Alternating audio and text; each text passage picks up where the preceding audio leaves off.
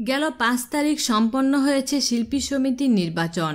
আর এই নির্বাচনে সংখ্যাগরিষ্ঠভাবে জয়লাভ করে মিশা জায়েদ প্যানেলের সদস্যরা। নির্বাচনে সানি অমিত প্যানেল বিরাট ব্যবধানে হেরে গেলেও ব্যতিক্রম ছিল চিত্রনায়িকা মৌসুমী। কারণ কার্যনির্বাহী সদস্য হিসেবে সানি অমিত প্যানেলে নির্বাচন করেও বিপুল ভোটে জয়লাভ করেন তিনি। অথচ নির্বাচনে জয়লাভ করেও শপথ অনুষ্ঠানে ডাক পাননি এই জনপ্রিয় অভিনেত্রী। সদ্য সমাপ্ত শিল্পী সমিতির নির্বাচন নিয়ে যেন বিতর্ক থামছেই না। একের পর এক অভিযোগ আর বিশৃঙ্খলার অভিযোগ উঠছে এই নির্বাচনকে ঘিরে। আর এরই মধ্যে আদালতের নিষেধাজ্ঞা থাকার পরেও কিছুটা তড়িঘড়ি করেই শুক্রবার বিকেলে শপথ নিয়ে নিল নবনির্বাচিত মিশা জায়েদ প্যানেল। আর এই নির্বাচনে বিপুল ভোটে জয়লাভ করেও শপথ অনুষ্ঠানে ডাক পাননি সানি অমিত প্যানেল থেকে কার্য পরিষদ সদস্য পদে নির্বাচন করা তুমুল জনপ্রিয় অভিনেত্রী মৌসুমী। গেল ৫ তারিখ সম্পন্ন হয়েছে শিল্পী সমিতির নির্বাচন, যে নির্বাচনে প্রাথমিকভাবে জয়লাভ করে মিশা জায়েদ প্যানেলটি। কিন্তু ভোটের হিসেব নিকেশে কিছুটা অসঙ্গতি থাকায় আপিল বিভাগের কাছে আপত্তি জানান পরাজিত সভাপতি প্রার্থী ওমর সানি। তার অভিযোগের ভিত্তিতে পুনরায় ভোট গণনা সম্পন্ন হয়।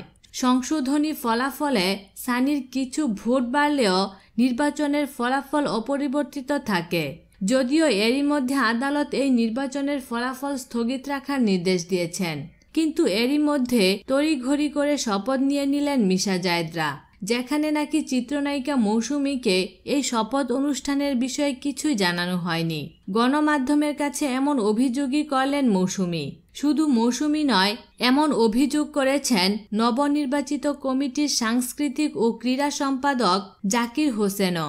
নির্বাচিত হয়েও মিশা জায়েদ প্যানেলের শপথ অনুষ্ঠানে উপেক্ষিত মৌসুমী। কিন্তু কেন? এমন প্রশ্নের উত্তর খুঁজতে গিয়ে যে কারণগুলো সাধারণ মানুষের মুখে মুখে ফিরছে তা হলো, মৌসুমীকে শপথ অনুষ্ঠানে ডাকা হয়নি কারণ তিনি সানি অমিত প্যানেল থেকে নির্বাচিত, কারণ তিনি ওমর সানির স্ত্রী। যে ওমর সানি শিল্পী সমিতির নির্বাচনে ছিলেন মিশা জায়েদ প্যানেলের একমাত্র বাধা, যিনি নির্বাচনের পরেও ফলাফল নিয়ে আপত্তি জানিয়ে আপিল করেছেন। হয়তো ওমর সানির উপর রাগান্বিত হয়েই নিজেদের আক্রোশ থেকেই মৌসুমীকে ডাকেননি শপথ অনুষ্ঠানে। কিন্তু চলচ্চিত্র নিয়ে এমন নিন্দনীয় চর্চাকে অনেকেই ভালোভাবে দেখছেন না। তারা মনে করছেন প্রতিহিংসা রাজনীতি ঢুকে গেছে শিল্পী সমিতিতেও। আর এই রাজনীতি যদি চলমান থাকে তাহলে বাংলা চলচ্চিত্রের উন্নয়ন তো সম্ভবই নয়, বরং শীঘ্রই রাজনীতির কারণে ধ্বংসের পথে এগিয়ে যাবে দেশীয় চলচ্চিত্র শিল্প।